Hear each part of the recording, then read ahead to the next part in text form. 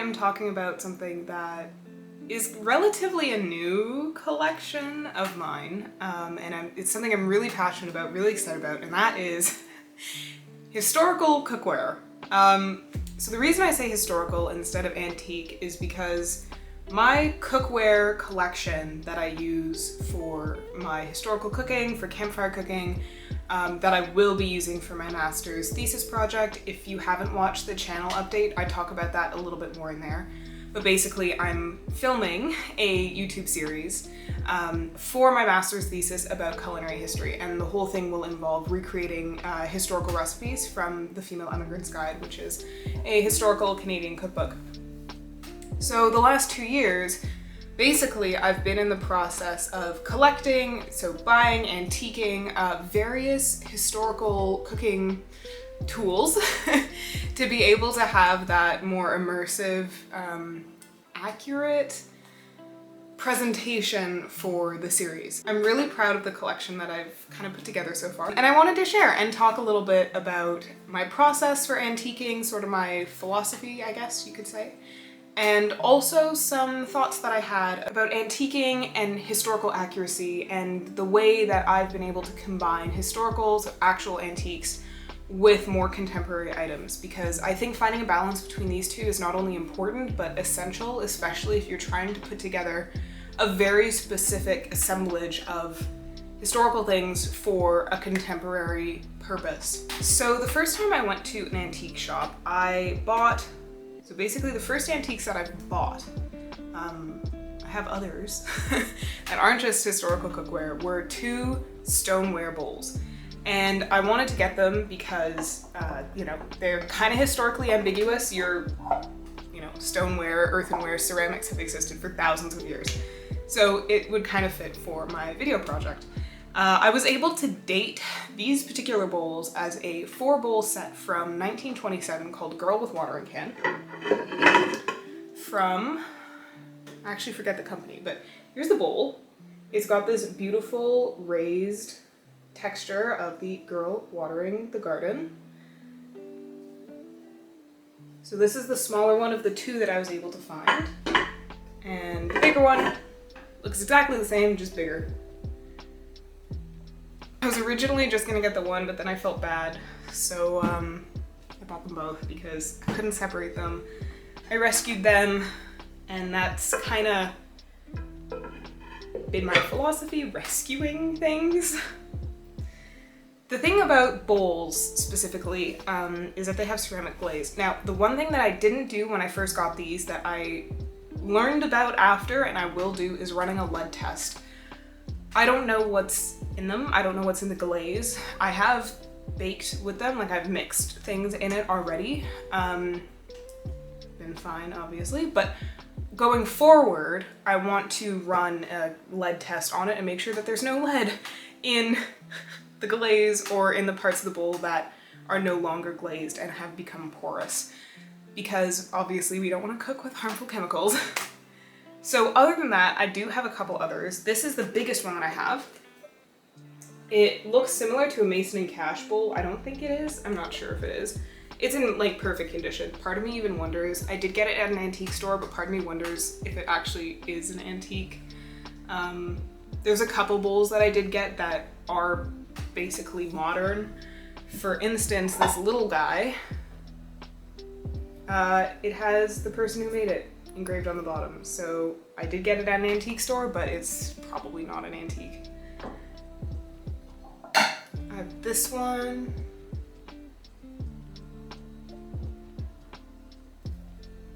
And then finally, I've got this other stripy one, which I believe is a Roseville, Ohio. So Roseville, another ceramic company, you find a lot of Roseville in antique shops, and they're also very distinctive with the stripe pattern. So I've learned a little bit about dating and finding history about these bowls, which is pretty cool. And so in total, I've got 6 bowls that I plan on using throughout my filming project. And I've decided that I think that's enough. I'm not gonna get any more because that's a lot.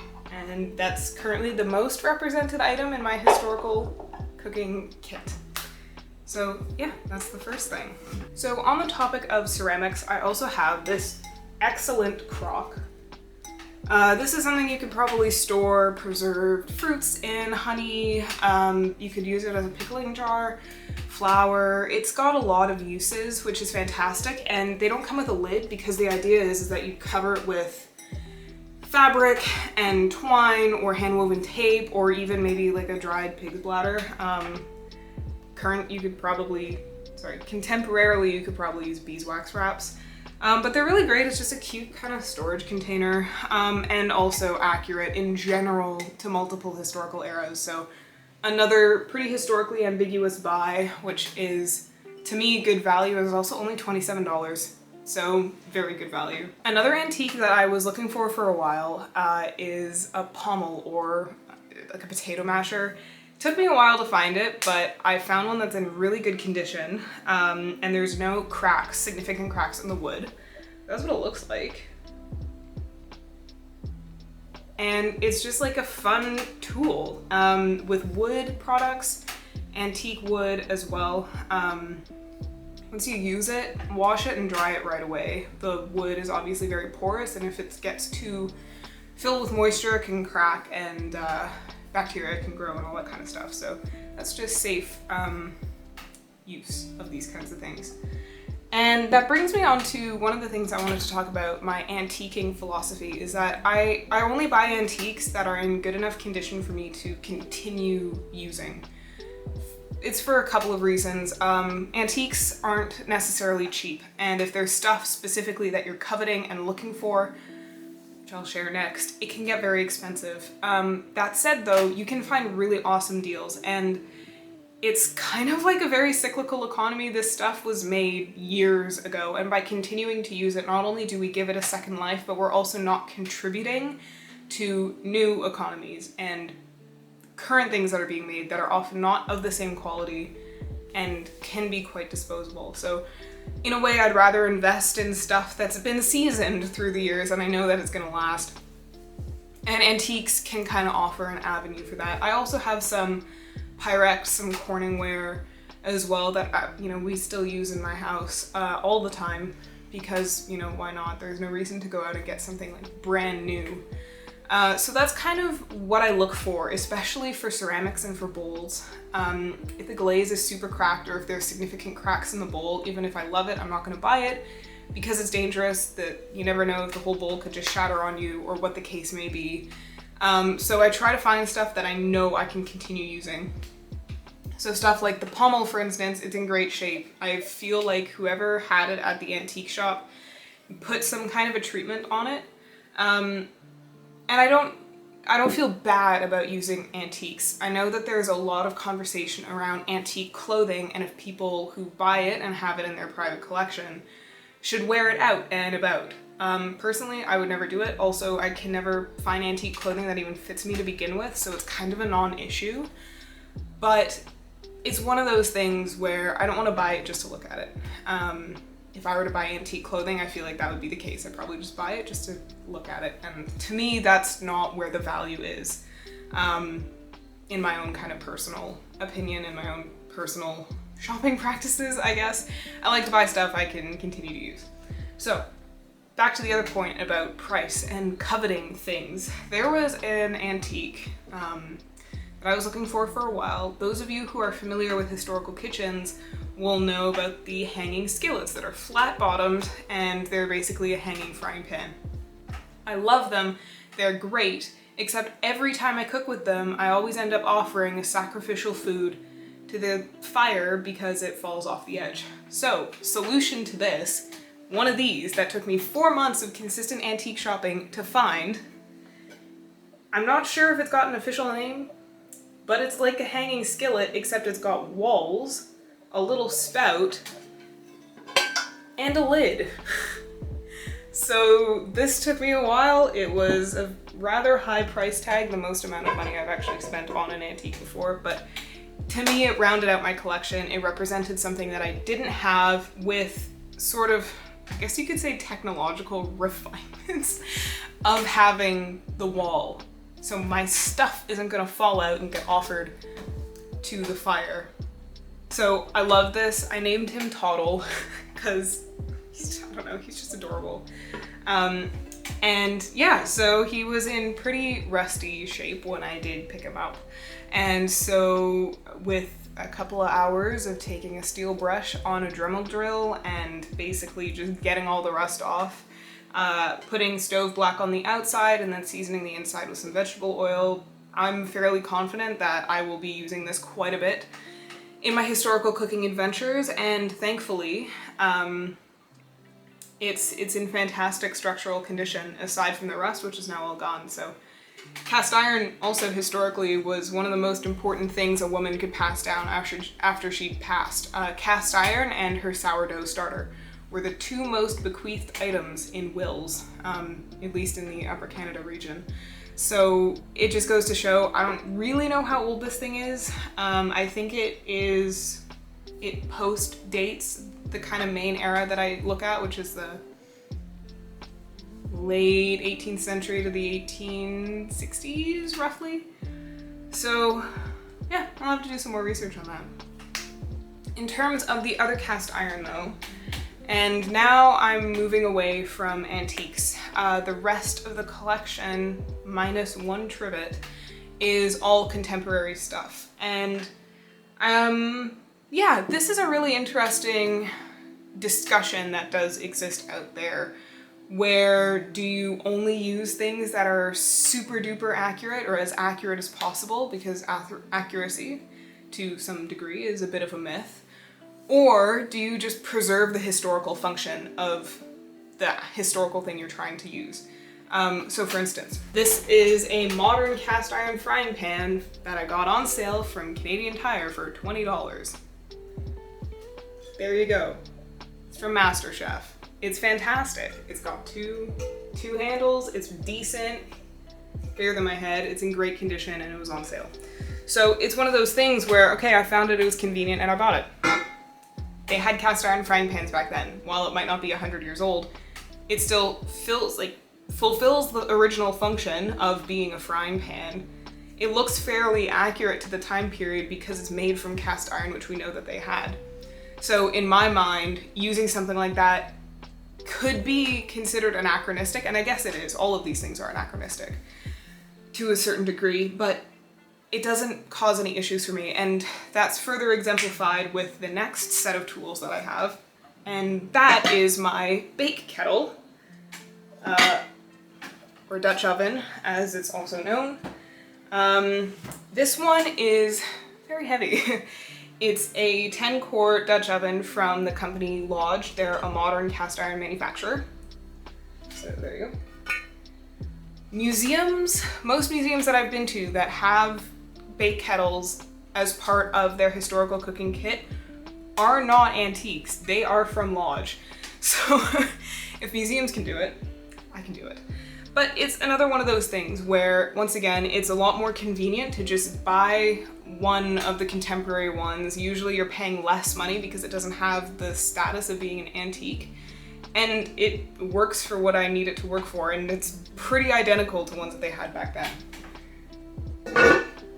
So in terms of my kit for this, there are some very contemporary items in here, and I'm curious to know what your opinion is about using stuff like this for historical presentations, because it's a controversial topic. So, first of all, heat-proof gloves.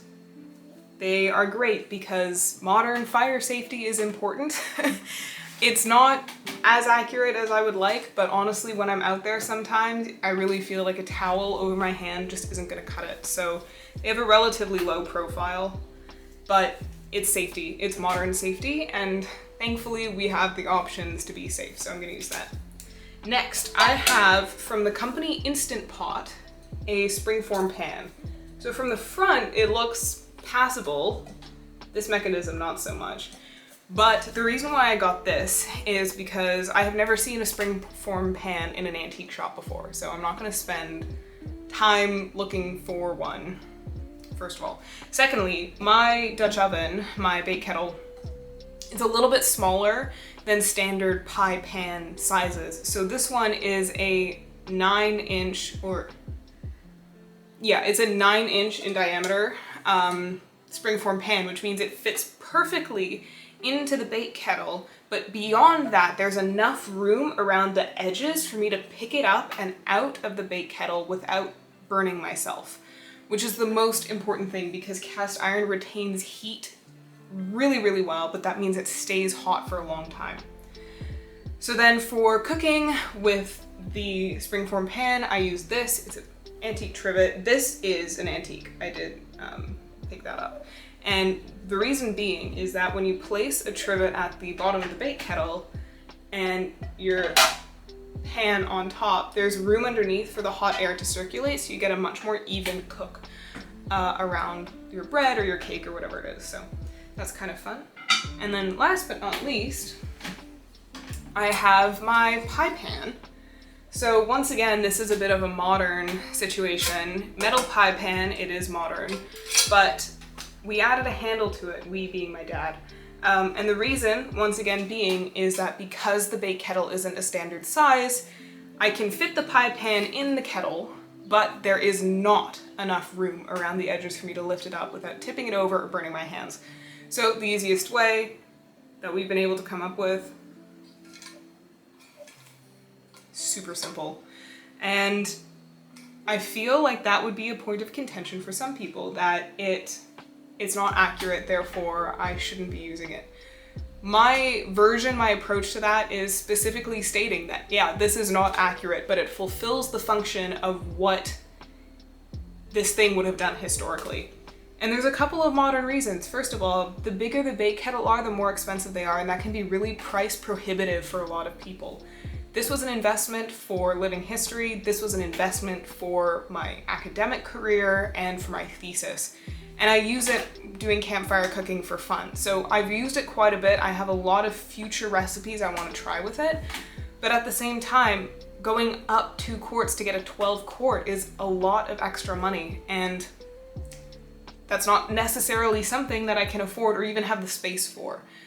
So when it comes to our theoretical approaches to history, we always want to be as realistic as possible, as appropriate to the time period as possible. But looking at our modern lives, that's not always the case. And I think when you can come up with really interesting, well, in my opinion, interesting workarounds, like a modern springform pan, it still fulfills the original function. And with the magic of filming and angles, that doesn't necessarily look super out of place.